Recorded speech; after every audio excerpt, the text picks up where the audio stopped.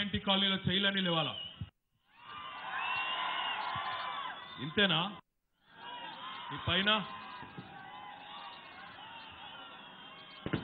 ఒక్కసారి అన్ని చైలు జై తెలంగాణ, కారు గుర్తుకే. ఎన్నుకున్న నేను చూస్తలేను అనుకున్నారా? కారు గుర్తుకే కేసీఆర్ గారి నాయకత్వం, జై తెలంగాణ. సరే, నేను వచ్చిన పని అయిపోయింది, వెళ్ళిపోవాలిగా. గౌరవనీయులు, ఆ పూలు చల్లుతున్న తమ్ముళ్ళు, మీరు ఆగండి, వద్దు. పటాకులు కాలుస్తున్న తమ్ముళ్ళు మీరు కూడా ఆగండి. గౌరవనీయులు పెద్దలు, రాష్ట్ర మంత్రివర్యులు, ఇదివరకు మల్కాజ్గిరి నియోజకవర్గానికి పార్లమెంట్ సభ్యుడిగా పనిచేసి ఈ మధ్యనే మేడ్చల్ శాసనసభ నియోజకవర్గం నుంచి గెలిచి రాష్ట్ర మంత్రిగా పదవి బాధ్యతలు చేపట్టిన చామకూర మల్లారెడ్డి గారు, నువ్వు ముందురా, ఆయన ఆగబట్టిన ఆగాడు, ఎక్కడున్నా అట్లే ఉంటుంది. మల్లారెడ్డి గారు, గౌరవనీయులు, మీ అందరి అభిమానంతో, మీ అందరి ఆశీర్వాదంతో, మీ అందరి దయతో ఏప్రిల్ 11 నాడు మీరు ఆశీర్వదిస్తే కాబోయే మల్కాజ్గిరి పార్లమెంట్ సభ్యులు, యువ నాయకుడు, విద్యావేత్త, ఉత్సాహవంతుడు గౌరవనీయులు మర్రి రాజశేఖర్ రెడ్డి గారు, గౌరవనీయులు మన హైదరాబాద్ మేయర్ సోదరులు బొంతు రామ్మోహన్ గారు, గౌరవ శాసన మండలి సభ్యులు పెద్దలు ఎగ్గే మల్లేశం గారు, టీఆర్ఎస్ ఎల్బీ నగర్ నియోజకవర్గ ఇన్ఛార్జ్ గౌరవనీయులు రామ్మోహన్ గౌడ్ గారు, స్థానిక శాసనసభ్యులు గౌరవనీయులు దేవిరెడ్డి సుధీర్ రెడ్డి గారు, అదే రకంగా వేదిక పైన ఉన్న గౌరవ పెద్దలకి, కొంతమంది కార్పొరేటర్లను కూడా పైకి పిలవలేదు, వారు కూడా కింద ఉన్నారు, ప్రవీణ్ గారు, ఇంకా ఇతరులు, రమణారెడ్డి గారు, అదే రకంగా ఇంకా ఇతర కార్పొరేట్ సోదరులందరూ కూడా వారికి, అదే రకంగా ఈరోజు పిఎన్టీ కాలనీలో జరుగుతున్న ఈ సమావేశానికి పెద్ద ఎత్తున మేము గంటన్నర ఆలస్యంగా వచ్చిన, ఓపికగా వేచి చూసిన మా అన్నదమ్ములందరికీ, అక్క చెల్లెలందరికీ పేరు పేరున హృదయపూర్వకంగా నమస్కారాలు. మీ అందరికీ ధన్యవాదాలు. 3 నెలల కింద డిసెంబర్ నెలలో జరిగిన శాసనసభ ఎన్నికల్లో మీ అందరి ఆశీర్వాదంతో, మీ అందరి దీవెనతో మన నాయకుడు కేసీఆర్ గారు తిరిగి ముఖ్యమంత్రిగా పదవి బాధ్యతలు చేపట్టడం జరిగింది. కేసీఆర్ గారి నాయకత్వంలో తెలంగాణ రాష్ట్రం ఈరోజు అన్ని రంగాల్లో ముందుకు పోతున్న విషయం నాకంటే బాగా మీకు కూడా తెలుసు. కాబట్టే మీ దీవెన, మీ ఆశీర్వాదంతో వారు మళ్ళీ తిరిగి ముఖ్యమంత్రి కావడం జరిగింది. పార్లమెంట్ ఎన్నికలు వచ్చినాయి. ఈ పార్లమెంట్ ఎన్నికల్లో కొంతమంది కాంగ్రెస్ నాయకులు, కొంతమంది బీజేపీ నాయకులు మాట్లాడుతూ ఉన్నారు, ఈ ఎన్నికకి కేసీఆర్ గారికి ఎలాంటి సంబంధము లేదు, ఈ ఎన్నిక నరేంద్ర మోడీ గారికి, రాహుల్ గాంధీ గారికి సంబంధించిన ఎన్నిక, ఇందులో కేసీఆర్ పాత్రనే లేదు అని కొంతమంది సన్నాయి నొక్కులు నొక్కుతా ఉన్నారు. దయచేసి పిఎన్టీ కాలనీకి విచ్చేసిన మా అన్నదమ్ములకి, అక్క చెల్లెలందరికీ ఒక్క మాటలో ఎందుకు టీఆర్ఎస్ ఎంపీగా రాజశేఖర్ రెడ్డి గారు గెలవాలి అని మీరు అర్థం చేసుకోవాలంటే ఒక్క మాట చాలు. తెలంగాణ నుండి ఈరోజు జరుగుతున్న ఈ పార్లమెంట్ ఎన్నికల్లో కాంగ్రెస్ ఎంపీలు గెలిస్తే రాహుల్ గాంధీకి లాభం, కాంగ్రెస్ ఎంపీలు గెలిస్తే రాహుల్ గాంధీకి లాభం, బీజేపీ ఎంపీలు గెలిస్తే నరేంద్ర మోడీకి లాభం. తెలంగాణ నుండి బీజేపీ ఎంపీలు గెలిస్తే నరేంద్ర మోడీకి లాభం. కానీ తెలంగాణ నుండి టీఆర్ఎస్ ఎంపీలు గెలిస్తే తెలంగాణ రాష్ట్రానికి లాభం అనే మాట ఈ సందర్భంగా నేను మీకు విజ్ఞప్తి చేస్తా ఉన్నా. ఎందుకు ఈ మాట అంటా ఉన్నా అంటే, ఒకసారి ఈ దేశంలో కేంద్ర ప్రభుత్వం నడుస్తున్న పద్ధతిని దయచేసి మీరు ఆలోచించండి.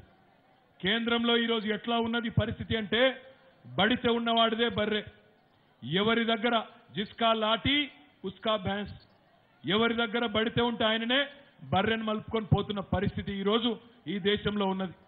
కేంద్రంలో రైల్వే మంత్రిగా పశ్చిమ బెంగాల్కు సంబంధించిన మమతా బెనర్జీ గారు రైలు మంత్రిగా ఉంటే రైళ్లన్నీ బెంగాల్కు పోతాయి.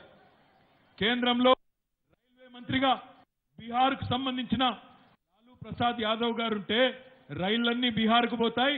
అవసరమైతే లాలూ ప్రసాద్ గారి అత్తగారింటి దాకా కూడా రైలు మార్గం పడుతుంది.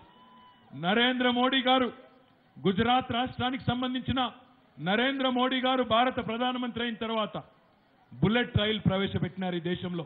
కేంద్ర ప్రభుత్వ ఆధీనంలో నరేంద్ర మోడీ గారు ప్రధానమంత్రి అయితే బుల్లెట్ రైలు ఢిల్లీ నుంచి గుజరాత్కి పోయింది, కానీ ఢిల్లీ నుంచి హైదరాబాద్కు మాత్రం రాలేదు. ఈ దేశంలో ఈ రోజున్న వాతావరణంలో మన గొంతు ఢిల్లీలో వినబడాలి అంటే అది టీఆర్ఎస్ ఎంపీల వల్ల సాధ్యం తప్ప కాంగ్రెస్ ఎంపీల వల్లనో బీజేపీ ఎంపీల వల్లనో కాదు. ఈ మాట నేను ఎందుకంటా ఉన్నా అంటే ఒక మాట మీరు ఆలోచన చేయండి. ఒక ఆయన అంటాడు, కాంగ్రెస్ ఆయన జాతీయ పార్టీలతోనే సాధ్యం అభివృద్ధి అని మాట్లాడతాడు. 71 ఏళ్లైంది భారతదేశానికి స్వాతంత్రం వచ్చి. ఈ 71 ఏళ్లలో ఒక్క సంవత్సరం కూడా తప్పకుండా ప్రతి సంవత్సరం ఈ దేశాన్ని పరిపాలించింది రెండు జాతీయ పార్టీలు. 55 ఏళ్లు కాంగ్రెస్, అదే రకంగా 13 ఏళ్లు బీజేపీ, 3 ఏళ్లు జనతా పార్టీ తప్ప ఏ ప్రాంతీయ పార్టీ పరిపాలించలేదు. జాతీయ పార్టీలతోనే అభివృద్ధి సాధ్యమనే మాట నిజమే అయితే మరి ఈరోజు ఈ దేశంలో ఇంకా కరెంటు లేని ఊళ్ళు, తాగునీరు లేని పల్లెలు, తాగునీరు లేని పట్టణాలు, ఇంకా అపరిష్కృతంగా ఎన్నో సమస్యలుండే గ్రామాలు ఎందుకున్నాయి? దయచేసి మీరు ఆలోచించాలని చెప్పి నేను కోరుతా ఉన్నా. ఇంకొక మాట కూడా, విద్యావంతులు విద్యాధికులు అధికంగా ఉండే ఈ పిఎన్టీ కాలనీలో ఎల్బీ నగర్ నియోజకవర్గంలో ఒక్క మాట మీరు ఆలోచించాలని చెప్పి కోరుతా ఉన్నా. ఈ దేశంలో నిజంగా జాతీయ పార్టీలు ఉన్నాయా? నిజంగా ఈరోజు ఈ దేశంలో జాతీయ పార్టీలు ఉన్నాయా? దక్షిణ భారతదేశంలో 6 రాష్ట్రాలు ఉన్నాయి. తెలంగాణ, తమిళనాడు, ఆంధ్రప్రదేశ్, కర్ణాటక, కేరళ, పాండిచ్చేరి రాష్ట్రాలు ఉన్నాయి. మరి 6 రాష్ట్రాల్లో 130 లోక్సభ స్థానాలున్నాయి. 130 లోక్సభ స్థానాలుండే దక్షిణ భారతదేశంలో 2 జాతీయ పార్టీలుగా చెప్పుకునే పార్టీలకు పట్టుమని 10 సీట్లు వచ్చే పరిస్థితి లేదు. దక్షిణ భారతదేశం మొత్తంలోనే పట్టుమని 10 సీట్లు రాని పార్టీలు జాతీయ పార్టీలు ఎట్లయితాయి ఒక్కసారి మీరు ఆలోచించాలని చెప్పి నేను కోరుతా ఉన్నా. అవి జాతీయ పార్టీలు కాదు, ఉత్తర భారతీయ పార్టీలు తప్ప జాతీయ పార్టీలు కాదు. ఇంకొక మాట కూడా ఈ సందర్భంగా మిమ్మల్ని ఆలోచించమని కోరుతా ఉన్నా. విజ్ఞప్తి చేస్తా ఉన్నా, ప్రవీణ్ డిస్టర్బ్ చేయదు. ప్రవీణ్ డిస్టర్బ్ చేయకండి. నా విజ్ఞప్తల్లా మీతో ఒకటే. ఈరోజు మీకు మల్కాజ్గిరి పార్లమెంట్ నియోజకవర్గంలో పోటీ వ్యక్తుల మధ్యన కాదు, పార్టీల మధ్యన అవుతున్నది.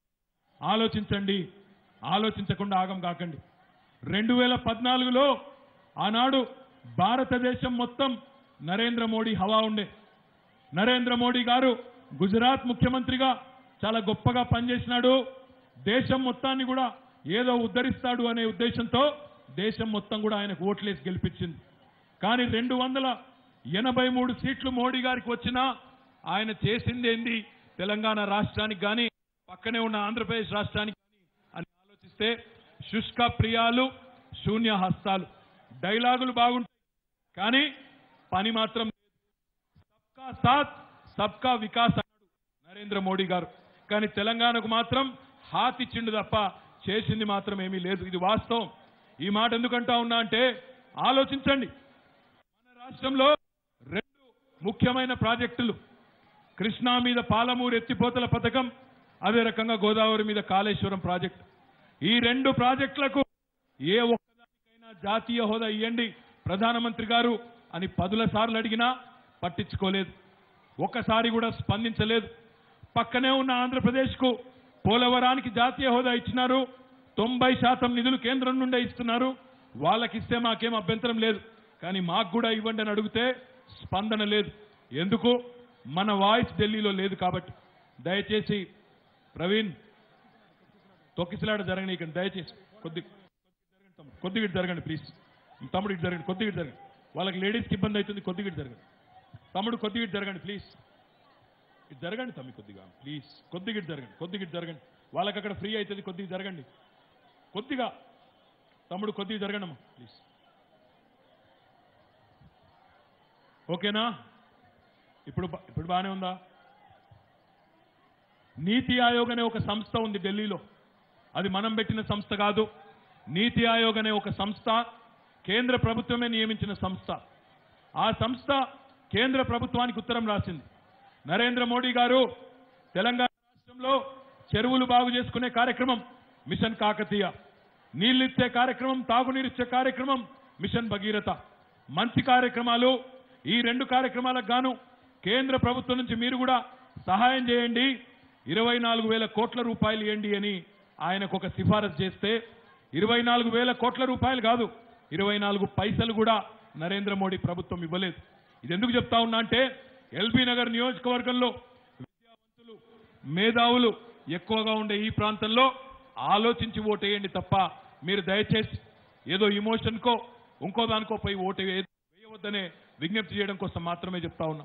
ఇంకొక మాట కూడా దయచేసి మీరు ఆలోచించండి. 16 మంది పార్లమెంట్ సభ్యులతో కేసీఆర్ ఏం చేస్తాడు, ఏం చేయగలుగుతాడు అని కొంతమంది మాట్లాడుతున్నారు.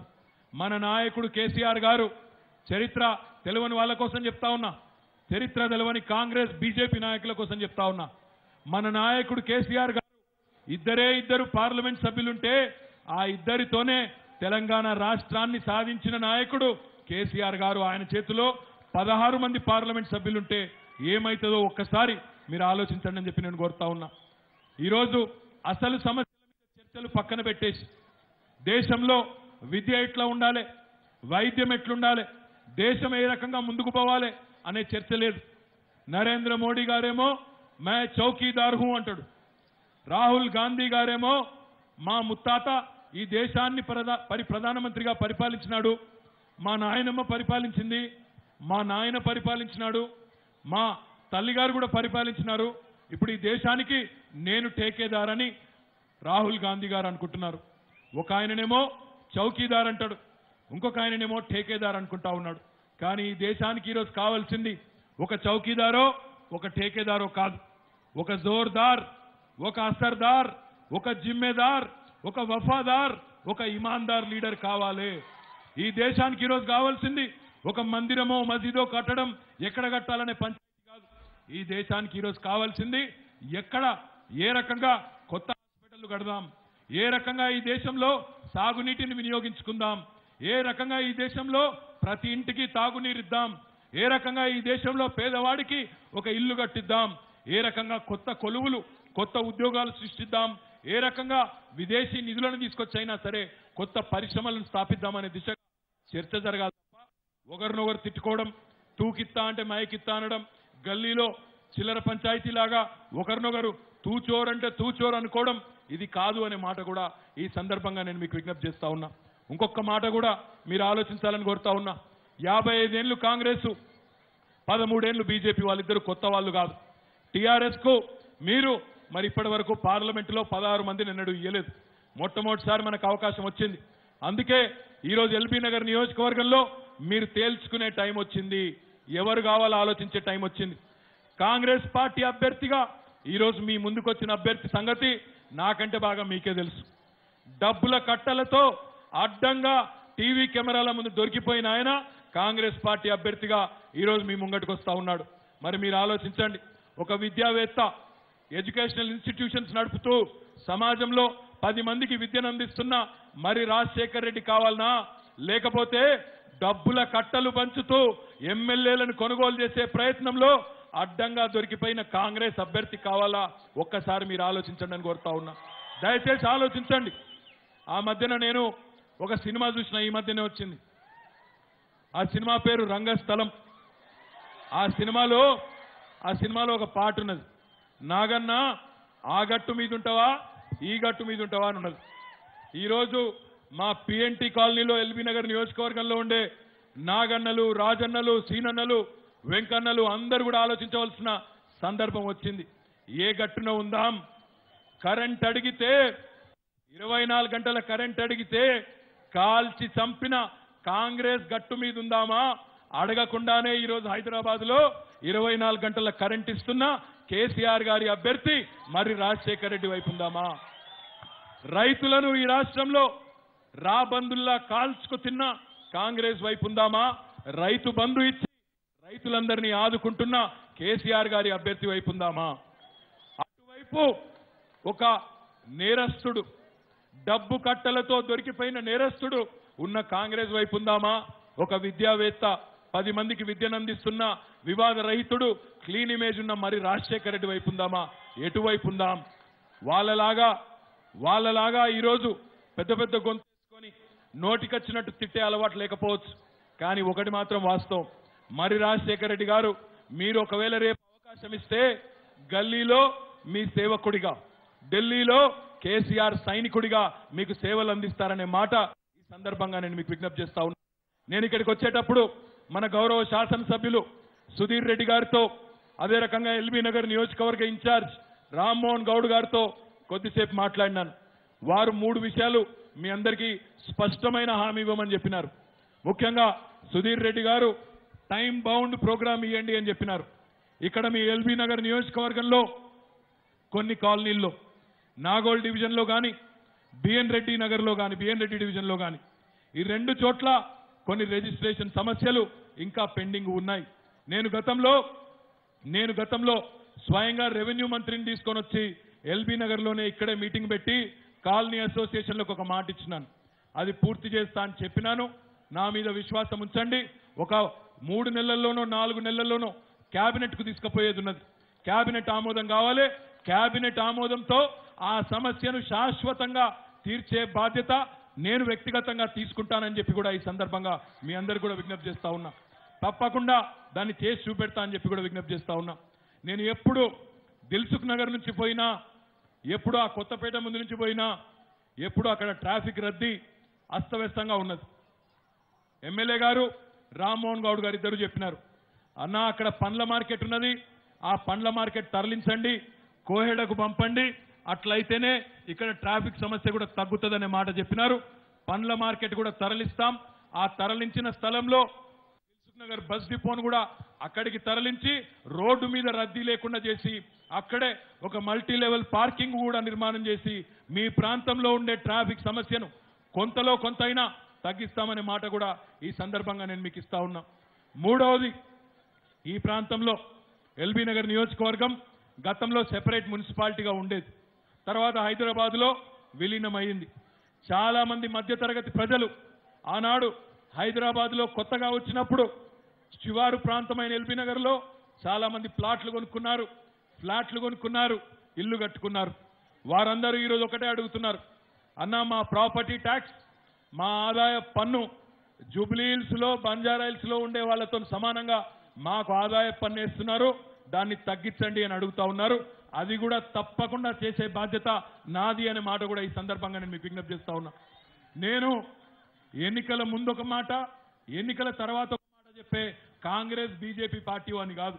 చెప్పిన మాట మీద నిలబడే కేసీఆర్ గారి టీఆర్ఎస్ పార్టీకి సంబంధించిన అని కాబట్టి చెప్తా ఉన్నా. తప్పకుండా ఈ మాట నిలబెట్టుకుంటాం. ఈ ప్రాంతంలో ఉండే చెరువుల్లో కూడా ఇబ్బందులు ఉన్నాయి. మురికి నీరంతా కూడా ఆ చెరువుల్లోకి పోయి దుర్గంధం, దోమలు ఎక్కువ అవుతున్న మాట కూడా మాకు తెలుసు. ట్రంక్ లైన్లు మంజూరు చేసి సివరేజ్ ట్రీట్మెంట్ ప్లాంట్లు పెట్టి మీరు గెలిపించిన తర్వాత రాజశేఖర రెడ్డి గారితోనే కొబ్బరికాయ కొట్టించి మరీ ప్రారంభించే బాధ్యత కూడా నేను తీసుకుంటా అని చెప్పి కూడా మీకు విజ్ఞప్తి చేస్తా ఉన్నా. తప్పకుండా మీ అందరికీ ఒకటే మాట ఇస్తా ఉన్నా, మీరు 16 మంది ఎంపీలను రేపు గెలిపించి పార్లమెంటుకు టీఆర్ఎస్ ఎంపీలను పంపండి. కేంద్రం మెడలు వంచే బాధ్యత మాది. మెట్రో ఈరోజు మీ ఎల్బీ నగర్ దాకా వచ్చింది, అటు నాగోల్ దాకా వచ్చింది. మరి ఈ మెట్రోని ఇంకా ముందుకు అబ్దుల్లాపూర్ మెట్ దాకా కూడా తీసుకొని పోయే అవసరం ఉన్నది, ఆయత్ నగర్ దాకా కూడా తీసుకొని పోయే అవసరం ఉన్నది. కేంద్రంలో మనవాడు ఎంపీగా ఉంటే కేంద్రం మెడలు వంచి పైసలు తెచ్చుకోవచ్చు. ముంబైలో అక్కడ మెట్రో కడితే నరేంద్ర మోడీ ప్రభుత్వం ముంబై మెట్రోకు 18,000 కోట్ల రూపాయలు ఇచ్చింది, మన మెట్రోకు 1,200 కోట్లు ఇచ్చింది. రేపటి రోజున మన ఎంపీలు ఢిల్లీలో ఉంటే వాళ్ళ చేతిలో కేంద్రం జుట్టు ఉంటే మెడలు వంచి తెచ్చుకునే అవకాశం మనకుంటది. అంతేగాని మళ్ళీ కాంగ్రెస్ ఎంపీయో బీజేపీ ఎంపీయో గెలిస్తే ఏముంటది వాళ్ళ చేతిలో? రాహుల్ గాంధీ స్టాండ్ అంటే స్టాండు, సిట్ అంటే సిట్టు, నరేంద్ర మోడీ ఉస్కో అంటే ఉస్కో, డిస్కో అంటే డిస్కో. వాళ్ళతో అయ్యేది లేదు, పోయేది లేదు. ఊదు కాలది, పీరి లేవది. వాళ్ళ వల్ల ఏ రోజు ఏమీ కాలేదు.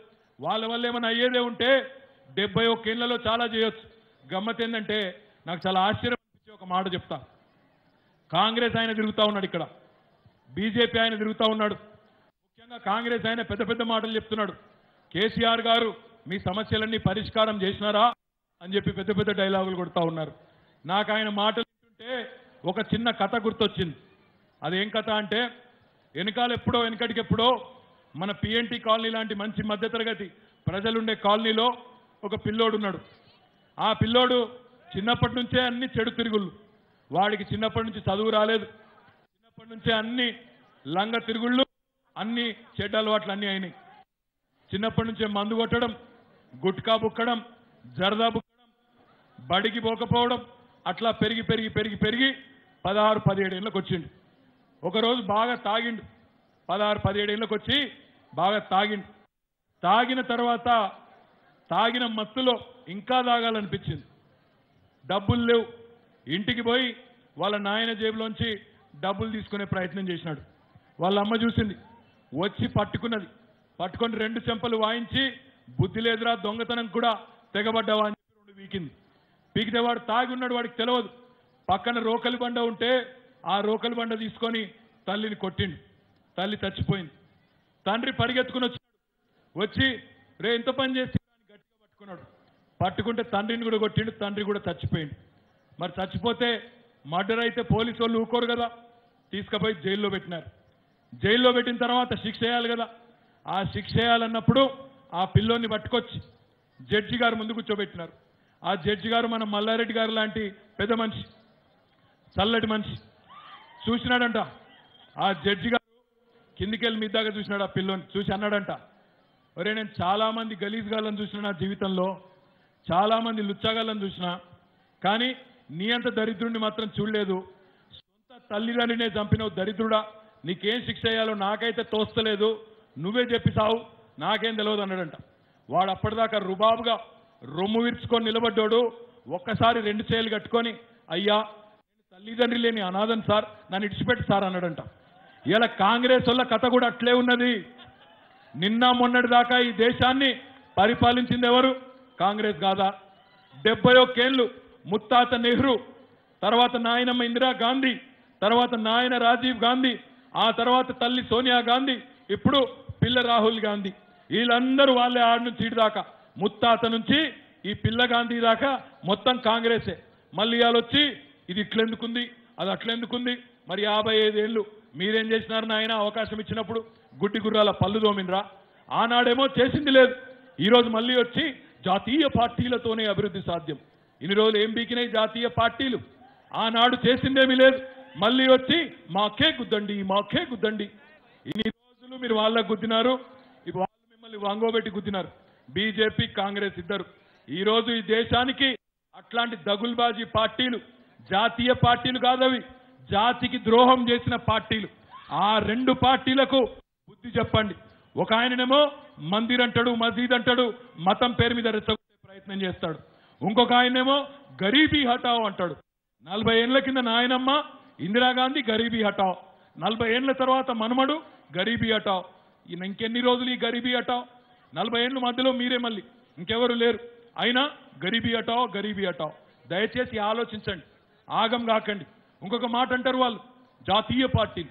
ఏం జాతీయ పార్టీలు? ఈరోజు మనకు 11-16 సీట్లుంటే కాంగ్రెస్కు 40 సీట్లున్నాయి.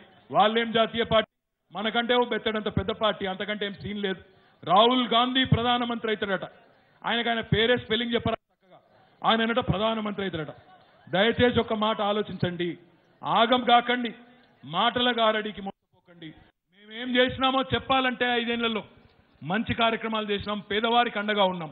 ఆసరా పెన్షన్లు, కళ్యాణ లక్ష్మి, షాదీ ముబారక్ లాంటి కార్యక్రమాలు, పేదవారికి సన్నబియ్యం, తాగునీరు, హైదరాబాద్లో కరెంటు బాగు చేసుకున్నాం. కొత్తగా మీ ఎల్బీ నగర్ నియోజకవర్గంలో 400 కోట్ల రూపాయలతో ఫ్లైఓవర్లు కట్టుకుంటా ఉన్నాం. మెట్రో పూర్తి చేసుకున్నాం. మంచినీళ్ల సౌకర్యం ఎల్బీ నగర్లో బాగు చేసుకున్నాం. ఇన్ని మంచి పనులు చేస్తున్నా టీఆర్ఎస్ పార్టీని గెలిపిద్దామా? టీఆర్ఎస్ అభ్యర్థిని గెలిపిద్దామా? లేదా మాటల గారడితో, అడ్డమైన డ్రామాలతో, అడ్డంగా నోట్ల కట్టలతో దొరికిపోయిన దొంగలకు సర్దిగడదామా? ఆలోచించండి. ఎట్టి పరిస్థితుల్లో ఆగం కాకండి. ఏప్రిల్ 11 నాడు ఓటు వేసే ముందు 1కి 10 సార్లు విచారించుకొని రేపటి రోజున ఎవరికి ఓటేస్తే మనకు న్యాయం జరుగుతుంది, మన ప్రాంతానికి లాభం జరుగుతుందో ఆలోచించండి.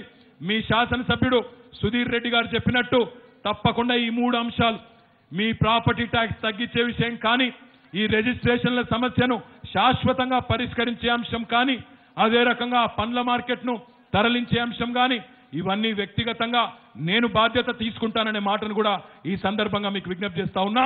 తప్పకుండా వీటిని పరిష్కరించే బాధ్యత వ్యక్తిగతంగా నాది అని చెప్పి కూడా మీకు మనవి చేస్తా ఉన్నా.